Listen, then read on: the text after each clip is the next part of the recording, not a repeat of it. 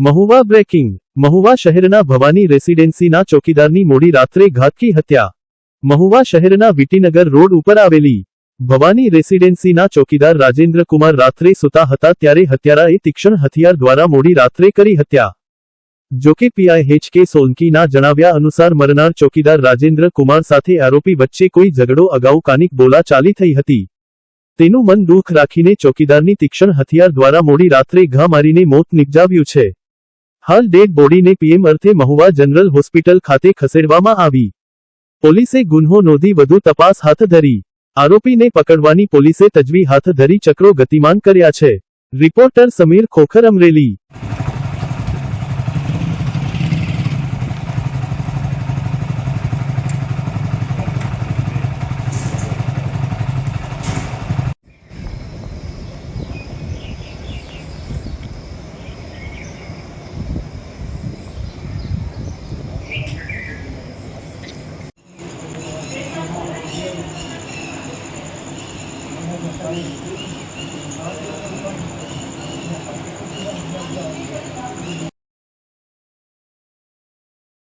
જૂનાગઢ વાઘેશ્વરી મંદિર નજીક આધેડની હત્યા। ભરત જીવા મકવાણાની મોડી રાત્રિના હત્યા। જૂના મનદુખને કરાઈ હત્યા। પ્રાથમિક માહિતી 3 ઈસમોએ હત્યા કરાઈની પ્રાથમિક માહિતી। પોલીસે તપાસ હાથ ધરી। રિપોર્ટર રવિન્દ્ર કંસારા, જૂનાગઢ।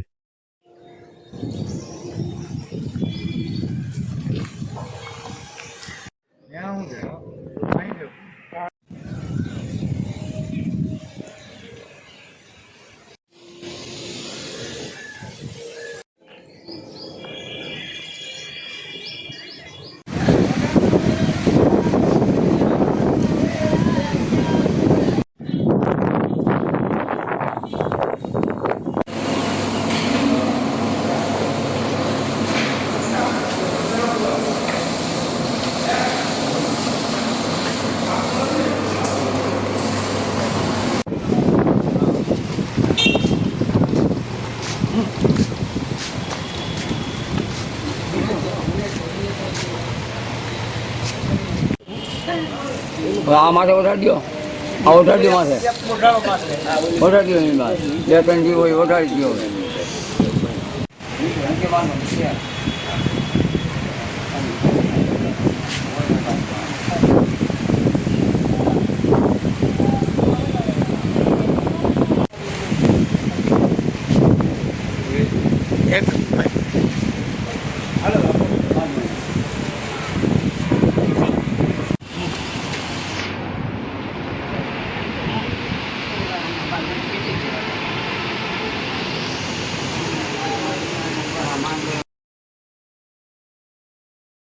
જૂનાગઢમાં આવેલ કોર્ટની નવી બિલ્ડિંગ સામે એક મહિલાનો હંગામો।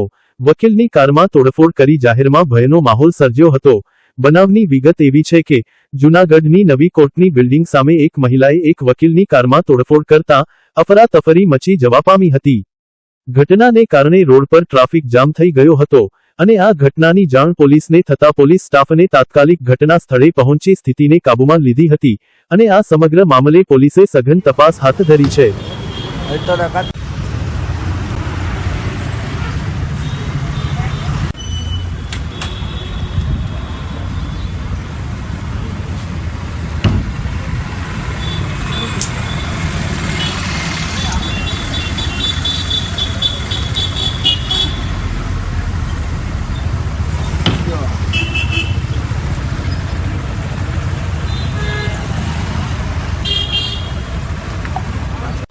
न्यूज रेडी नीट गाड़ी तो हमारी हो क्या कहाँ लेता टीवी न्यूज वाला मुझे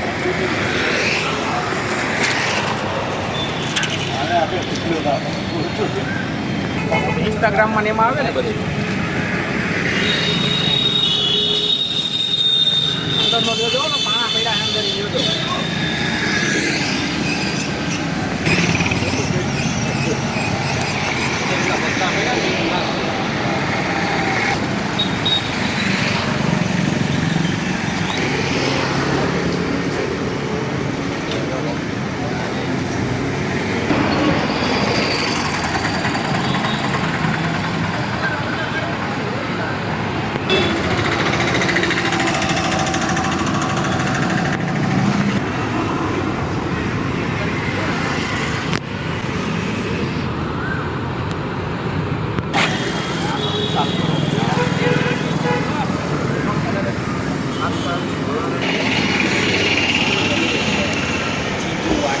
ગઈ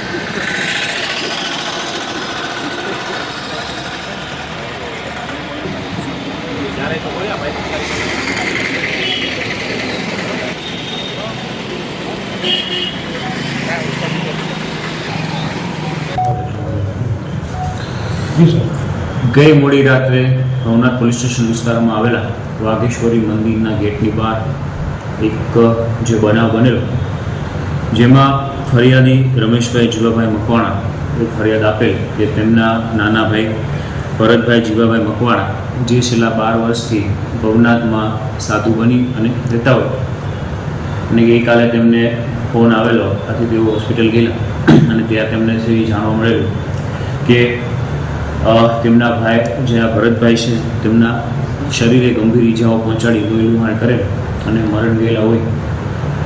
સમગ્ર બનાવની હકીકત મુજબ વાઘેશ્વરી મંદિરમાં નોકરી કરતા જમીનભાઈ વોરા ગઈકાલે રાત્રિના સમયે જ્યારે બહાર નીકળ્યા ત્યારે મંદિરના ગેટની બહાર તેમણે જોયેલું કે 3 લોકો છે, એક વ્યક્તિને છે મારી રહેલા છે લાકડી અને દોરી વડે.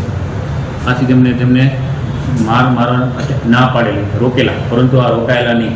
તેથી આ જમીનભાઈ છે 112 અને પેરેલલ 108ને કોલ કરેલો. થોડા સમયમાં આ બંને વ્હીકલ ત્યાં આવેલા. 108 મારફતે આ જે ભરતભાઈ મકવાણા છે તેમને સિવિલ હોસ્પિટલ લઈ ગયેલા, પરંતુ તે પહેલાં જ હોસ્પિટલ પહોંચે તે પહેલાં જ આ છે ભરતભાઈ મરણ ગયેલા.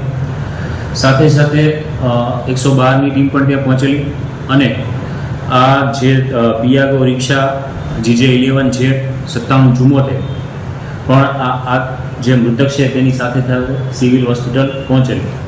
એની આ ત્રણેય અશોક દેવશિવભાઈ બગડા, અશોક પૂંજાભાઈ પરમાર, અતુલ રણમલભાઈ મેર, આ ત્રણેય શખ્સોએ ગઈ મોડી રાત્રે મૃતક ભરતભાઈ મકવાણાને શરીરે લાકડીઓ વડે આડેધડ માર મારી અને ગંભીર ઇજાઓ પહોંચાડી લોહી લુહાણ થતાં છે એ ઘટના સ્થળે જ મરણ ગયેલા છે. ભવનાથ પોલીસ સ્ટેશન દ્વારા હત્યાના બનાવનો ગુનો દાખલ કરવામાં આવેલો છે તથા આ ત્રણેય આરોપીને છે એ ઘટના સ્થળેથી જ પોલીસ દ્વારા છે એ રાઉન્ડ અપ કરવામાં આવેલા છે અને આગળની તપાસ છે ભવનાથ PI દ્વારા ચલાવી રહી છે. આરોપીઓ હાલ રાઉન્ડ અપ હોય તેમની જે પ્રાથમિક પૂછપરછ કર્યા મુજબ અગાઉ આ અતુલ રણમલ મેર કે જે મૂળ કુતિયાણાનો હોય અને આ મૃતક ભરતભાઈ મકવાણા એ પણ મૂળ કુતિયાણાના ઈશ્વરિયા ગામના હોય. સાથે સાથે આ અશોક દેવશીભાઈ બગડા એ પણ કુતિયાણાના ઈશ્વરિયા ગામના વતની હોય. તો અગાઉ તેમની જૂની જે માથાકૂટ થયેલી અને આ અતુલ રણમલભાઈ મેરના ઘરે એમની વાઇફના મંગળસૂત્રની જે ચોરી થઈ એ બાબતની શંકા રાખી અને આ લોકો વચ્ચે બોલાચાલી થઈ. આ બાબતે જ મતલબ મારામારી થયેલો હાલ છે એ પોલીસની પૂછપરછમાં જણાવી રહેલા છે. આમ છતાં આરોપીને એરેસ્ટ કર્યા બાદ તેમના રિમાન્ડની પણ કાર્યવાહી કરવામાં આવશે. વધુ વિગતો છે આરોપીઓ પૈકી આ અતુલ રણમલ મેર ઉપર છે એ પ્રોહિબિશનના ગુના છે પોરબંદર જિલ્લામાં દાખલ થયેલા છે. અશોક બગડા વિરુદ્ધ પણ પ્રોહિબિશનના ગુનાઓ દાખલ થયેલા છે.